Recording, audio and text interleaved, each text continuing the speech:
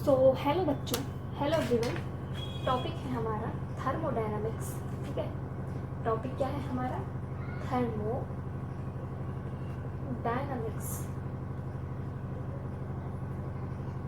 ठीक है, टॉपिक क्या है हमारा? थर्मोडायनामिक्स।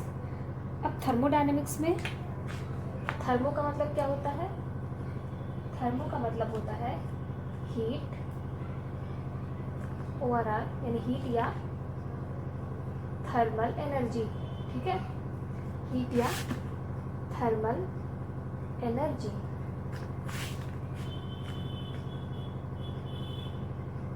और डायनामिक्स का मतलब क्या होता है? मोशन। ठीक है, डायनामिक्स मतलब मोशन, यानी कि motion of heat comes under thermodynamics. Motion of heat, motion of heat comes under thermodynamics। ठीक है, thermodynamics।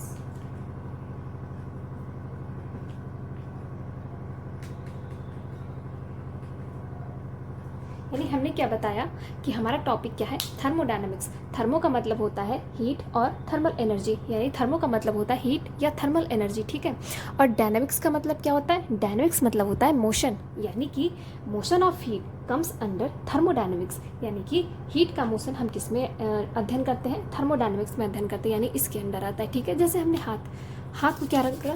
हाथ को रगड़ा। ठीक है, क्या निकली? क्या हुआ? हीट हुआ, है ना? थोड़ा बहुत गर्म महसूस हुआ ना? ठीक है, इसके बाद हम लोग ये कॉन्सेप्ट थोड़ा बाद में समझा दें। इसके बाद हम लोग एक कॉन्सेप्ट देखते हैं, यूनिवर्स। ठीक है, इसमें कुछ इंपॉर्टेंट टर्म्स हैं, उन्हें हम लोग देखते हैं। Universe,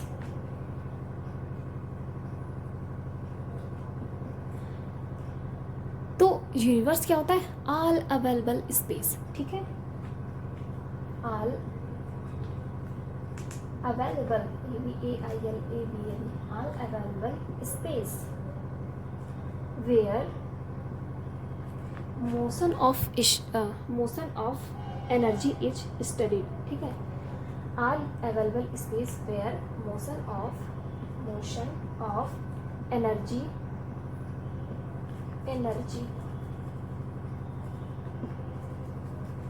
motion of energy. ठीक है, मोशन ऑफ लिख देते हैं एनर्जी,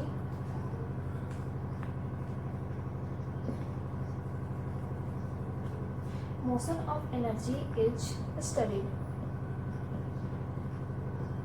यानी कि यूनिवर्स किसे कहते हैं? ऑल अवेलेबल स्पेस, यानी जो भी हमारे पास स्पेस अवेलेबल है, ठीक है, वो सभी। वेयर, जहाँ motion of energy is studied, जहाँ पे एनर्जी की मोशन, जहाँ पे एनर्जी का मोशन जहाँ हो रहा हो, जहाँ पढ़ते हैं, उसे क्या कहते हैं? हम यूनिवर्स कहते हैं। यानी कि all available space where motion of energy is studied, जहाँ पे वो सारा अवेलेबल स्पेस हमारे पास वो सारा अवेलेबल स्पेस जहाँ पे मोशन ऑफ एनर्जी पढ़ा जाता है। ठीक है, उसका अध्ययन जहाँ पे किया जाता है, स्टडी मतलब जहाँ पे अध्ययन करते हैं किसका? मोशन ऑफ एनर्जी का। ठीक है, अभी डायग्राम से और क्लियर हो जाएगा, ये तो अभी डेफिनेशन है। ठीक है, फिर एक वो आता है शब्द सिस्टम। ठीक है, तो सिस्टम किसे कहते हैं?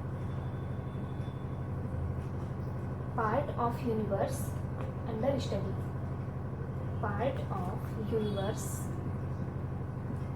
Under study. यानी कि सिस्टम किसे कहते हैं? यूनिवर्स का वो पार्ट जिसका हम अध्ययन करते हैं। ठीक है, फिर एक टर्म आता है सराउंडिंग, SURROUNDING, सराउंडिंग। ठीक है,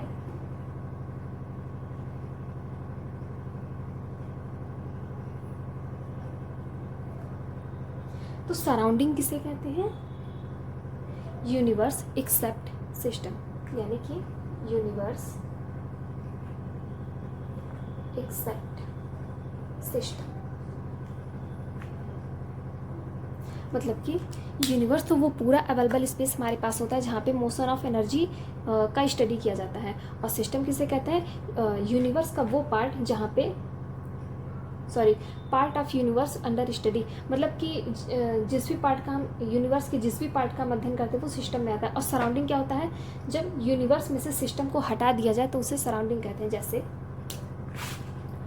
ये पूरा हमारे पास क्या है, ये पूरा हमारे पास यूनिवर्स है। ये क्या है हमारे पास, ये पूरा यूनिवर्स है, ठीक है, ये पूरा यूनिवर्स है, ये नहीं भी, ठीक है, ये पूरा यूनिवर्स है। अब इसके यूनिवर्स की मान लीजिए हमें इस पार्ट का अध्ययन करना है, ठीक है, यूनिवर्स की मान लीजिए हमें इस पार्ट का अध्ययन करना है, तो ये पार्ट क्या हो गया, ये पार्ट हो गया सिस्टम, ठीक है। तो ये जो भी पार्ट है ये हो गया सिस्टम, ठीक है। ये जो बीच वाला पार्ट है जिसका हमें अध्ययन करना वो क्या हो गया, सिस्टम हो गया, ठीक है, सिस्टम। और बाकी जो बच गया, ठीक है, यानी कि यूनिवर्स एक्सेप्ट सिस्टम, यानी कि यूनिवर्स में से अगर सिस्टम को हटा दिया जाए तो वो सराउंडिंग में आता है। यानी कि ये जो पार्ट बच गया, ये जो पार्ट सारा बचा हुआ है, अगर सिस्टम को हटा दिया जाए तो ये किस में आएगा, सराउंडिंग में, ठीक है, ये किस में आ जाएगा, सराउंडिंग में। यानी कि जो पूरा डब्बा है वो क्या हो गया, यूनिवर्स, उसमें से हमें इस छोटे से पार्ट का अध्ययन करना है तो वो हो गया सिस्टम। अब यूनिवर्स में से सिस्टम को हटा दिया जाए, जैसे ये पूरा यूनिवर्स है, ठीक है, अब इसमें से इतना दूर को हटा दिया जाए तो जो बचा, ठीक है, जो ये पूरा ये सारा जो बचा वो क्या हो गया, सराउंडिंग हो गया। तो वही हमने समझाया कॉन्सेप्ट, आई होप समझ में आ गया होगा, ठीक है, कि यूनिवर्स उसे कहते हैं all available space where motion of energy is studied, है ना। सिस्टम किसे कहते हैं, part of universe under study, यानी यूनिवर्स के जिस पार्ट का हमें अध्ययन करना है वो सिस्टम कहलाता है। सराउंडिंग किसे कहते हैं, यूनिवर्स में से सिस्टम को हटा दिया जाए तो उसे सराउंडिंग कहते हैं। आई होप आपको यूनिवर्स, सिस्टम, सराउंडिंग इसका मतलब पता चला होगा। और थर्मोडायनेमिक्स में हमने क्या बताया कि थर्मो मतलब होता है हीट या थर्मल एनर्जी, डायनेमिक्स मतलब मोशन, यानी कि motion of heat comes under thermodynamics. Thermodynamics के अंदर क्या आता है, मोशन ऑफ हीट, हीट के मोशन का हम अध्ययन करते हैं, ठीक है। यानी कि सिस्टम और सराउंडिंग मिलके यूनिवर्स बनाते हैं, है ना। जैसे ये बीच वाला सिस्टम है, ये किनारे किनारे वाला सराउंडिंग है, तो जब सिस्टम और सराउंडिंग को मिला दिया जाए तो यूनिवर्स हो जाएगा, ठीक है। यानी कि system, system plus surrounding, system plus surrounding, ये दोनों मिला के यूनिवर्स का निर्माण करते हैं, ठीक है, ये दोनों मिला के यूनिवर्स का निर्माण करते हैं, ठीक है। अब अगर इसमें से हमें सराउंडिंग का निकालना हो तो सराउंडिंग बराबर क्या हो जाएगा,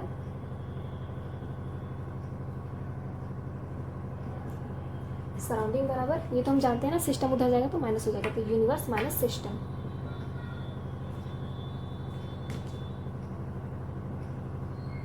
ठीक है। यानी कि सराउंडिंग क्या होगा, यूनिवर्स में से सिस्टम को हटा दिया जाए तो सराउंडिंग आएगा। देखिए यहाँ से भी हमें पता चल गया, यहाँ से भी हमने समझा दिया डायग्राम से।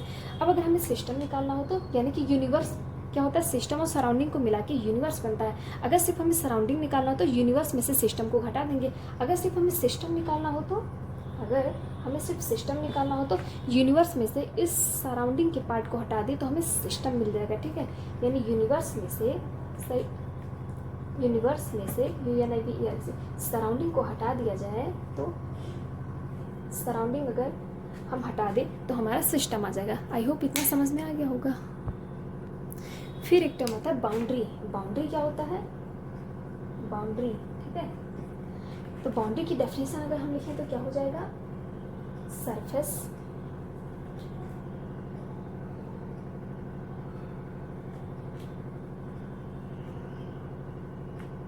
सरफेस सेपरेटिंग, मतलब सरफेस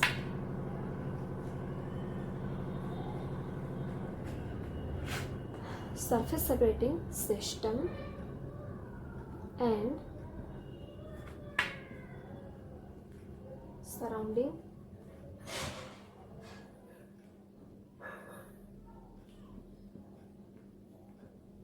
from each other.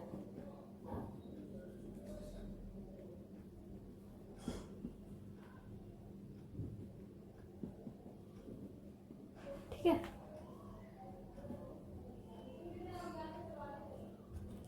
यानी कि बाउंड्री किसे कहते हैं, surface separating system and surrounding from each other, ठीक है। यानी कि सिस्टम एंड सराउंडिंग को जो सेपरेट यानी कि अलग करता है वो सरफेस क्या कहलाता है, बाउंड्री कहलाता है। आई होप आपको थर्मोडायनेमिक्स का मतलब और फिर सिस्टम, सराउंडिंग, ठीक है, यूनिवर्स, फिर बाउंड्री, इन सब का मतलब समझ में आया होगा, ठीक है।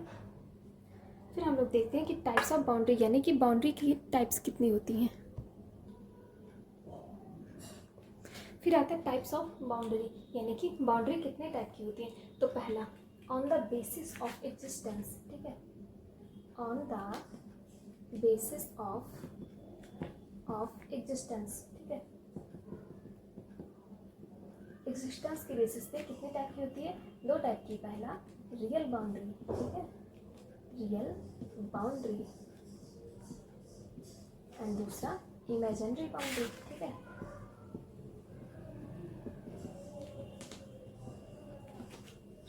Imaginary boundary,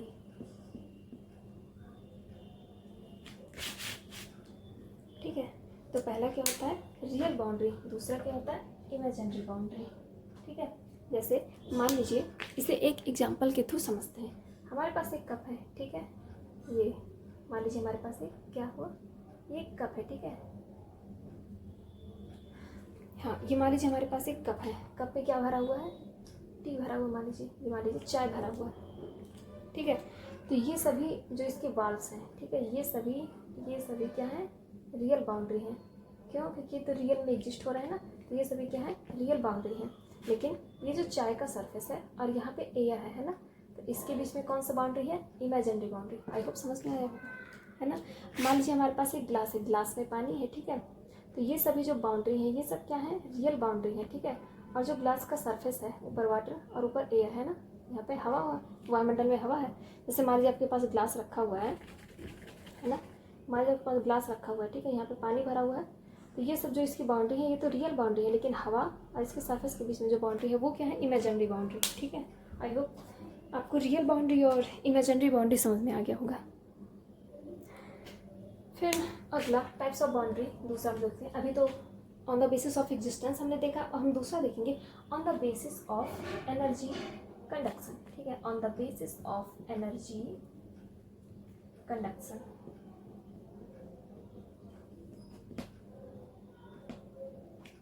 on the basis of energy conduction, ठीक है, एनर्जी कंडक्शन के बेसिस पर। तो ये कितने टाइप की होती है, पहला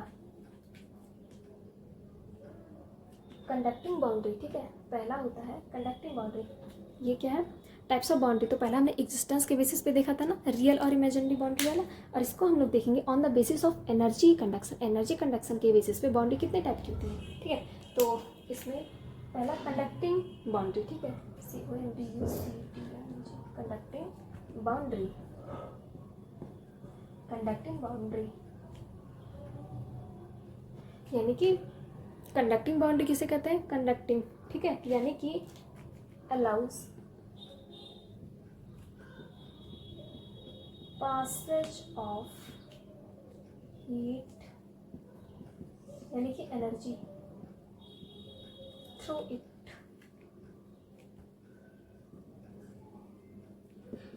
ठीक है।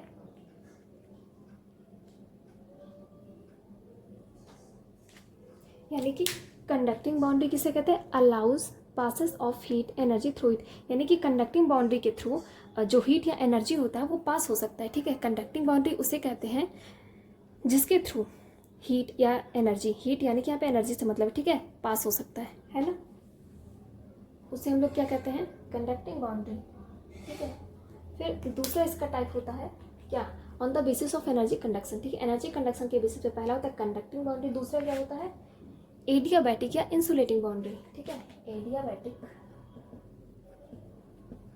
या इंसुलेटिंग बाउंड्री, इंसुलेटिंग बाउंड्री।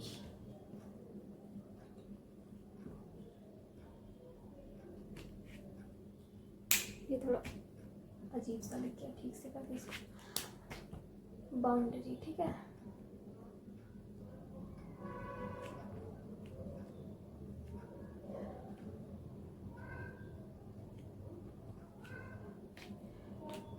तो एडियाबैटिक या इंसुलेटिंग बाउंड्री किसे कहते हैं, विच डज नॉट अलाउज या पासेस हीट, यानी कि एनर्जी को जो पास होने नहीं देता है, ठीक है, एडियाबैटिक या इंसुलेटिंग बाउंड्री किसे कहते हैं? वो बाउंड्री जो हीट या एनर्जी को इसके थ्रू पास नहीं होने देता है। जैसे कंडक्टिंग बाउंड्री किसे कहते हैं? जो हीट या एनर्जी को इसके थ्रू पास होने देता है, ठीक है, कंडक्टिंग बाउंड्री के थ्रू पास होने देता है हीट या एनर्जी को। तो एडियाबैटिक या इंसुलेटिंग बाउंड्री किसे कहते हैं? जो हीट या एनर्जी को इस बाउंड्री के थ्रू पास नहीं होने देता है, उसे क्या कहते हैं? एडियाबैटिक या इंसुलेटिंग बाउंड्री। तो चलिए इसकी डेफिनेशन लिख लेते हैं, ठीक है, जो हमने समझा वही लिख लेते हैं। क्या हो जाएगा? विच does not allows passes of heat, यहाँ पे हीट मतलब एनर्जी से मतलब है, ठीक है, ना लिखे तो भी चल जाएगा ना। थ्रू इट हीट यानी एनर्जी, यही चीज़, ठीक है, हीट यानी कि एनर्जी थ्रू, यानी कि वो बाउंड्री जो हीट या एनर्जी को इसके थ्रू पास नहीं होने देता, उसे क्या कहते हैं? एडियाबैटिक या इंसुलेटिंग बाउंड्री। जैसे एडियाबैटिक इंसुलेटिंग बाउंड्री का एग्जांपल हम देखते हैं, क्या हो सकता है? जैसे लकड़ी का बुरादा, ठीक है, लकड़ी का बुरादा, ठीक है, तो लकड़ी का बुरादा, ठीक है, जैसे मान लीजिए हमारे पास लकड़ी का बुरादा है, ठीक है, उसके बीच में हम लोग बर्फ़ रख दें, आइस, तो उसे पिघलने नहीं देगा, ठीक है, क्यों? क्योंकि लकड़ी का बुरादा जो होता है वो एडियाबैटिक या इंसुलेटिंग बाउंड्री की तरह काम करता है, ठीक है। तो जो लकड़ी का बुरादा होता है वो क्या होता है? वो हीट या एनर्जी को पास नहीं होने देता, इसीलिए बर्फ़ हमारा नहीं पिघलता है ना। जैसे मान लीजिए लकड़ी का बुरादा है, उसमें आपने बर्फ़ रख दिया, आइस, ठीक है, तो वो उसे पिघलने नहीं देगा, ठीक है, यानी कि वो लकड़ी का बुरादा किसका काम कर रहा है? एडियाबैटिक या इंसुलेटिंग बाउंड्री का, ठीक है। लकड़ी का बुरादा क्या है? एडियाबैटिक या इंसुलेटिंग बाउंड्री। क्यों? क्योंकि मान लीजिए इसमें बर्फ़ रख दें तो एनर्जी वैसे हीट पास तो होने नहीं देगा, तो बर्फ़ भी नहीं पिघलेगा। और भी इसके बहुत सारे एग्जाम्पल है। चलिए, यूज ऑफ बाउंड्री, यानी कि बाउंड्री के क्या क्या उपयोग हैं?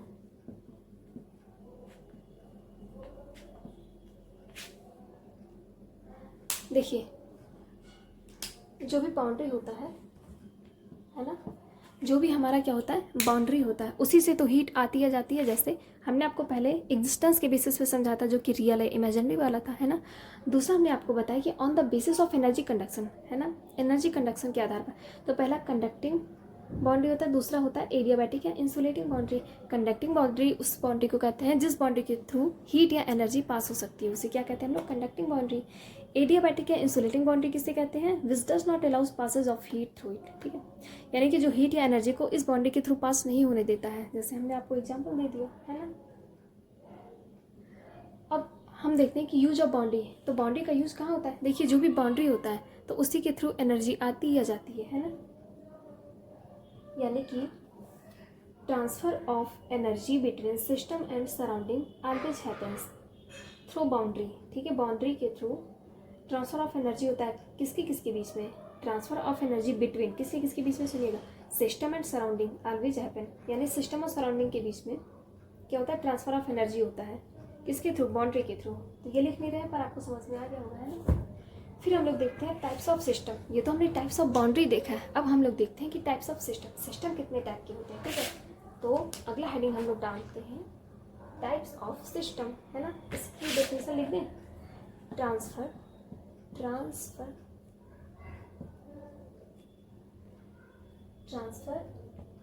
ऑफ एनर्जी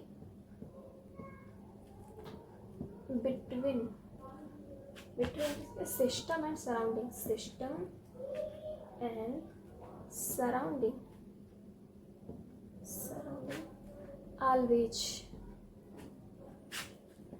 always happens किसके थ्रू? बाउंड्री के थ्रू बाउंड्री, ठीक है। आई होप समझ में आया होगा। अब हम लोग देखते हैं टाइप्स ऑफ सिस्टम, ठीक है, टाइप्स ऑफ सिस्टम, ठीक है। तो पहला क्या होता है टाइप? ओपन सिस्टम, ठीक है, यानी कि system which can exchange mass and energy with surroundings, यानी कि वो सिस्टम जिसमें मास और एनर्जी का क्या हो सकता है? एक्सचेंज हो सकता है, किसके साथ? विद सराउंडिंग्स, ठीक है। तो इसकी डेफिनेशन हम लोग लिखते हैं। ओपन सिस्टम किसे कहते हैं? System which can exchange, system which can exchange mass and energy